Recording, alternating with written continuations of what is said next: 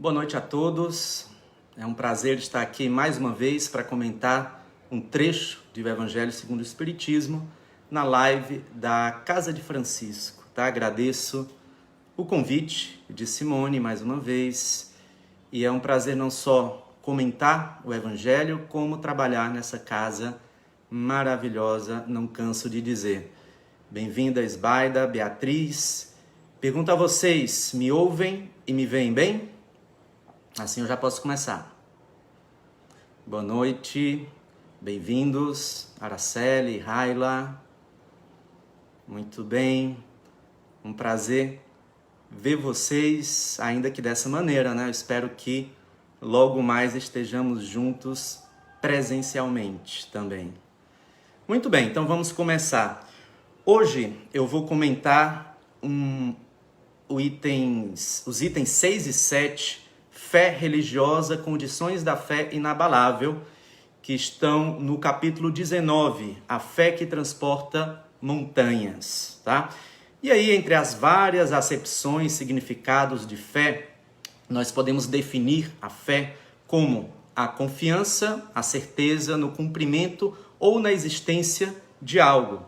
O orador espírita Haroldo Dutra Dias usa também uma palavra que eu considero muito apropriada para definir fé. Ele chama fé de entrega, é o ato de entrega, ou seja, você faz sua parte, tudo que estiver ao seu alcance, e aquilo que não estiver ao seu alcance, você entrega e confia na providência divina, né? Acho que essa palavra entrega exprime muito o que é a fé. Muito bem, a fé pode ser em si próprio, ou seja, nas suas próprias capacidades, aptidões, ou em algo exterior a si próprio, em Deus, por exemplo, né? E é interessante notar que uma fé não anula a outra, pelo contrário, a fé em Deus, né, tende a aumentar a fé em nós mesmos, nas nossas capacidades, aptidões, como eu disse. Muito bem. Estes itens 6 e 7 falam da fé raciocinada em oposição à fé não raciocinada. Muito bem, vamos começar pela fé não raciocinada. O que é a fé não raciocinada? É a fé dogmática. É aquela fé segundo a qual é assim porque sim ou é assim porque Deus quer, né? Aquela fé que não submete a crença à razão e à lógica, né? Não questiona de nenhuma forma, né, aquilo que se crê, aquilo que se acredita, né? Terça-feira, em outro grupo de estudo do qual eu faço parte, no GEP, né, no meu estudo do ESD, levantaram uma questão interessante. Existem dogmas no Espiritismo, dentro do Espiritismo, ou seja, existe no Espiritismo artigos de fé, verdades inquestionáveis, e a conclusão, o consenso a que chegamos foi não existe. Por quê? Porque tudo no Espiritismo pode e deve ser questionado. Tudo no Espiritismo está sujeito à análise da lógica, da razão e do bom senso, né? Mas aqui eu faço um parêntese, nós devemos reconhecer com humildade que sobre certos assuntos nós estamos longe de entender tudo. Por exemplo, não sabemos e reconhecemos que não sabemos tudo, ou de uma forma profunda, sobre a natureza íntima de Deus, ou sobre como se deu, com luxo de detalhes, o processo de criação dos espíritos, né? Então, nós acreditamos que as revelações são graduais e progressivas, conforme a nossa evolução, conforme o nosso entendimento, tá? Então, sobre algumas questões, o Espiritismo ainda tem respostas ainda incipientes, ainda vagas, né? Mas à medida que formos evoluindo, teremos acesso a revelações mais aprofundadas, ok? Muito bem. Uma outra ressalva, eu faço aqui um outro parêntese, é bom a gente considerar também que dogmatismo não é exclusividade da fé ou da religião. A ciência também pode ser dogmática ou mesmo fanática quando acredita ter explicação para tudo de acordo com o seu ponto de vista materialista, né? Cada área da ciência vai explicar aquilo em que o seu objeto, né, de estudo se encontra, né?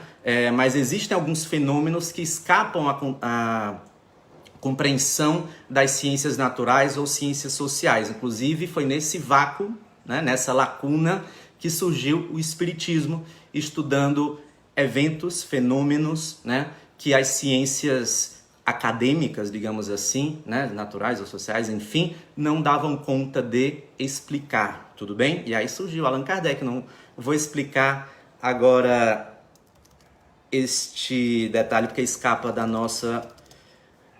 do nosso item aqui que estamos analisando. Muito bem. E pergunto a vocês, quais seriam as consequências de uma fé assim? Vamos começar pela fé não raciocinada, tá? O que é que ela pode gerar de ruim, tá? Quais são as consequências ruins de uma fé não raciocinada?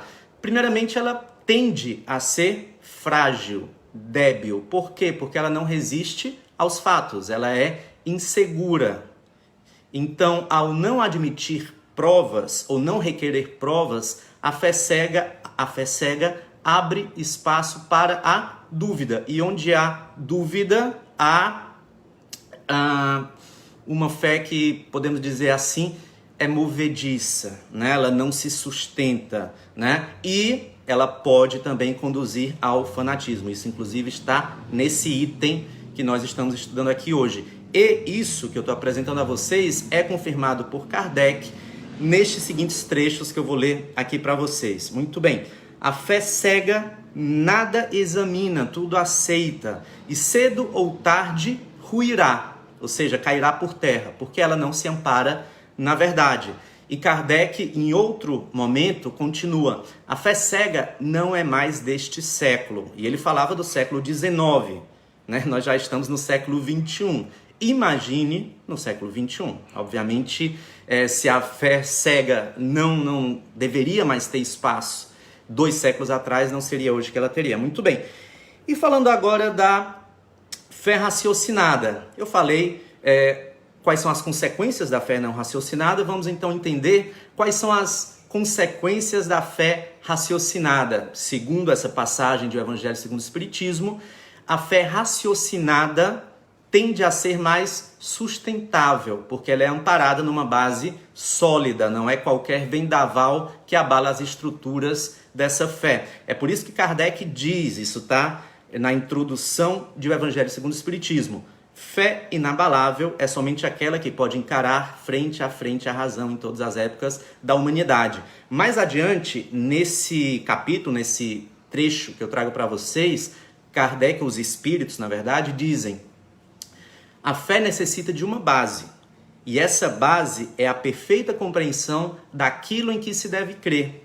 Para crer, não basta ver, é preciso compreender. Então, a fé raciocinada não tem medo do contraditório, do questionamento, né? Basta ver como são as reuniões nas casas espíritas, né? Elas são reuniões em que o debate é algo muito presente, né? Não se trata apenas de uma pessoa num púlpito, né? Num lugar fisicamente, ou seja, literalmente superior aos demais, em que transmite a mensagem de uma forma apenas descendente, vertical. Não, a gente tenta entender, a gente estuda, né, as mensagens, os conhecimentos trazidos pelos espíritos na forma de debate, em que as perguntas são aceitas, né, sem afetação, sem problema, enfim, ok? Agora eu queria fazer uma outra ressalva, um outro parêntese, tá, que é importante a gente refletir. A fé sem moralidade pode produzir tragédias. Por exemplo, fiéis que em nome de sua fé buscam eliminar os divergentes. Ou seja, só a fé não basta. Além de ser raciocinada, a fé precisa ser praticada com tolerância e com equilíbrio, tá? Então, a fé, né, devemos somar, sim, o raciocínio, a razão, a lógica, mas também a temperança, né? Como eu disse, a tolerância, o equilíbrio, a indulgência, porque mesmo nesse trecho aqui, os espíritos dizem: a fé não se impõe, né? Não adianta você impor a fina força a fé a alguém, né? Ela é uma questão de consciência, então não se deve agredir a consciência, ou as consciências, em nome da fé. Muito bem. Agora, pessoal, eu proponho a vocês um exercício, uma atividade que eu já apliquei numa reunião com os jovens, né? Falando de fé e falando de superstição, que seria o oposto da fé raciocinada. Nós reunimos aqui. Antes eu pergunto a vocês, tá? Vocês podem me responder aí nos comentários. Será que existem espíritas que apresentam posturas de uma fé não raciocinada, ou seja, espíritos supersticiosos ou que flertam com o fanatismo, com a fantasia? Sabemos que sim, né? Existe. Né?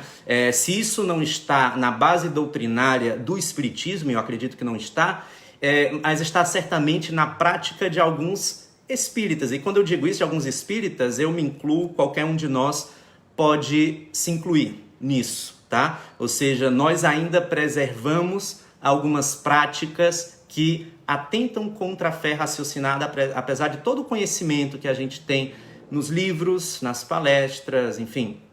De vez em quando ainda resvala, né? Não podemos negar. E o que foi que nós fizemos, né? Os jovens, comigo, enfim, nós debatemos esses pontos aqui. Nós reunimos 13 pontos, tá? Em que espíritas, sim, espíritas podem ser fanáticos, supersticiosos, fantasiosos e esse número 13 foi uma mera coincidência, tá? Não foi nenhuma superstição, apenas saiu esse número, 13, ok? Então vamos lá para o primeiro. E aqui vai ser jogo rápido, porque a gente não tem muito tempo, tá? Vamos lá. Uma primeira postura supersticiosa, enfim, que espíritas podem ter, né? Ou fantasiosas, fanáticas, enfim. Inferências ou conclusões equivocadas com base na generalização, ou seja, tudo é causado por espíritos, ou tudo é obsessão, ou tudo é de vidas passadas, ou tudo é mediunidade. Uma porta que bate, um barulho estranho, uma dificuldade que se enfrenta, e não, às vezes as causas dos problemas ou dos eventos que nos acontecem tem razão aqui mesmo, né? Tem causas físicas, né? Que não são de nenhuma maneira espirituais. Então, essa é uma prática recorrente entre nós espíritas, não podemos negar, tá? Eu mesmo, às vezes, isso aí pode ser espírito, pode ser mediunidade. Bom, se diz pode ser, já é interessante, né? Já dá lugar ali à possibilidade. Muito bem, mas vamos para o próximo. Segundo, endeusamento ou idolatria de líderes espíritas, né? Chico Xavier, Bezerra de Menezes ou até alguns líderes da casa. E aqui eu devo reconhecer que o próprio Newton Souza, né? Aqui pese a despeito, enfim, da admiração que ele tem por muitos de nós e, enfim, de outras pessoas, ele enfatiza muito isso, né? Para não gerar idolatria em torno do líder da casa, do médium da casa, né? Que é uma pessoa sujeita a falhas como qualquer um de nós, né? Então, se a gente for escolher alguém em quem se espelhar de fato, né? E seguir os passos, essa pessoa é Jesus, né? E aí a gente não erra, não tem perigo de se desapontar. Muito bem, vamos para o próximo. Terceira, proselitismo. Tem gente que dá aula de espiritismo toda hora e quer converter todo mundo. Olha, isso aqui eu tenho de reconhecer, principalmente quando eu conheci o espiritismo e debrucei sobre o espiritismo, eu tive um pouco essa mania, porque é tentador, né? Principalmente quando você começa a entender, enfim. E não nego que eu ainda falo com muita energia, com muita satisfação de espiritismo a quem deseja ouvir, a curiosos, interessados, enfim. Inclusive se diz que um dos maiores atos de caridade é você apresentar o espiritismo a alguém, né? Levar alguém à casa espírita pela primeira vez, né? Enfim, mas desde que isso não atente contra o livre-arbítrio, né? Da pessoa, desde que você não seja um chato mesmo, né? Então que faça isso com muita tranquilidade. 4. Esse é interessante. Seria um efeito colateral de uma crença espírita, tá? Seria uma anticaridade, que seria mais ou menos assim: eu não vou ajudar o fulano porque ele tem de passar por aquilo, porque eu não posso atrapalhar o resgate dele, né? Ou quando levianamente alguém diz: não, fulano mereceu isso, bem feito, isso, vidas passadas e tal, fez por merecer, e gera em nós um sentido de anticaridade. Esse efeito colateral também a gente pode dizer que está presente na crença da reencarnação. Alguns podem pensar assim: não, já que existe reencarnação, vou deixar tudo para depois, para que é que eu preciso aprender tudo agora, melhorar tudo agora, enfim. Olha, o que eu posso dizer? Faça tudo que está ao seu alcance nessa existência, não deixa para depois, poupe-se de dores, agruras, enfim, né? Então, muito bem, esse é um outro ponto, tá? Quinto ponto, eu vou correr agora, tá? Acha que resignação é conformismo. Eu nasci assim, então tenho de me conformar, não posso fazer nada para mudar. Então, resignação é diferente de conformismo, tá? Resignação você aceita, mas envida todos os esforços possíveis para buscar o bem-estar, enfim, a melhora íntima e tal. É diferente do conformismo, em que você aceita, mas não faz nada para mudar. Enfim, não, isso tá errado. Nós, espíritas, não devemos ser conformados. Resignados, sim, né? Conformados, não. Ok. Outra, essa é boa, tá? Preservar certos costumes que trazemos muitas vezes de outras crenças, né? De outras religiões, ou seja, fazer promessa, acender vela, ainda cultuar certos atos exteriores, tá? A gente sabe que os atos exteriores flertam muito abertamente, eles estão muito próximos do fanatismo. Quando a gente entende ou sabe que no espiritismo tudo é muito interno, né?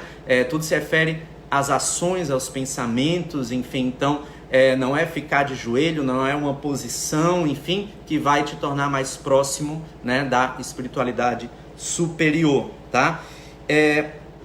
Sétimo ponto, né?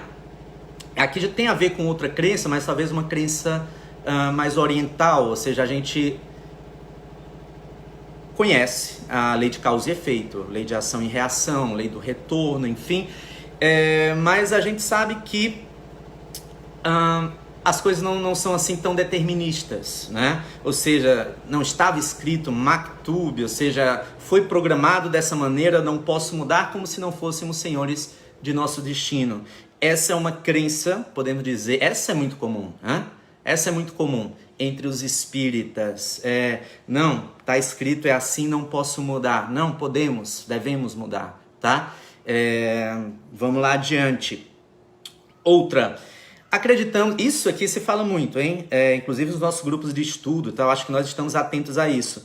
Acreditar em qualquer comunicação só porque o espírito disse, ou aceitar sem questionar tudo que lê ou aquilo que se assiste, né? Então até a codificação pode ser questionada. Kardec disse: se a ciência provar algo, né, ao contrário do que eu disse, fiquem com a ciência. Então, não é porque o espírito disse que é correto, é verdade, né? Eu gosto daquela historinha que diz assim: você acredita em espírito?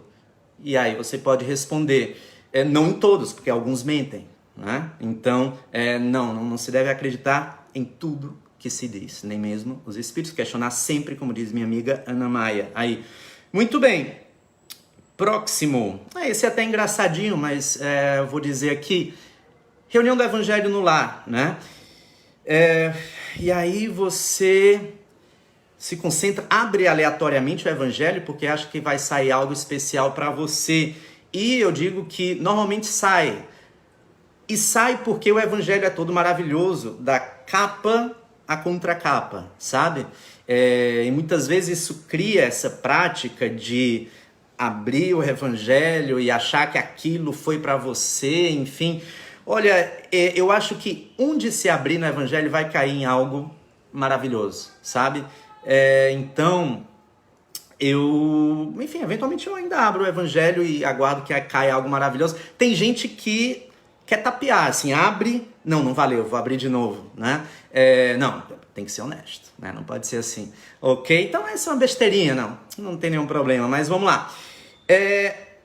Outra questão seria o oposto de um caso anterior que eu já citei. Não acreditar em nada além da codificação, porque acha que tudo já foi revelado. E não, como eu disse, né, em alguns minutos atrás, a revelação espírita é progressiva, é gradual, né? Então, outros autores vão agregar conhecimento à codificação. Obviamente, a codificação é a base, né? Mas também tampouco se deve rechaçar o que veio depois, acreditando que não é verdadeiro, porque tudo já estava ali na codificação. Sabemos que não é assim. Muito bem. Outra, essa vale pra gente, hein, que recebe as cartas. Bom, eu nunca recebi, mas para quem recebe.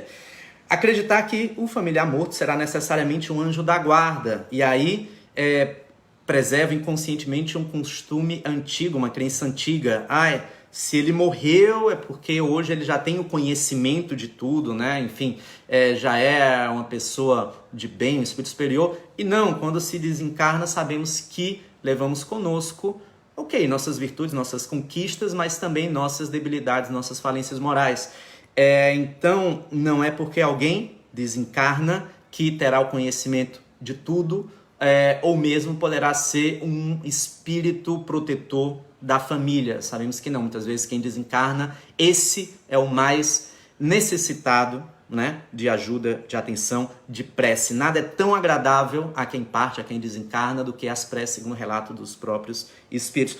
Por último, pessoal, achar que simplesmente ir à casa espírita, assistir às palestras, tomar passe e água fluidificada, saber de qual todas as perguntas e respostas do Livro dos Espíritos é suficiente para alcançar a evolução. Sabemos que não, sabemos que ajuda realmente a presença, né, o estudo, enfim, tudo isso, mas o Espiritismo ou qualquer religião não é um fim em si mesma, é um meio. Né? E se é um meio que vai nos ajudar a ser melhores, né? Então, no fundo de tudo, a gente volta para aquela outra questão: o que vale é a reforma moral, a reforma íntima ou a caridade? Não é por assistir esta palestra, inclusive essa aqui, ou qualquer outra, ou tomar o passe ou a água fluidificada, enfim, que estou em dia com o meu progresso espiritual. Não, a questão vai muito além disso. Então, acho que já extrapolei meu tempo, me desculpem, tá? Um grande beijo para vocês, saudade de todos, até mais. Tchau!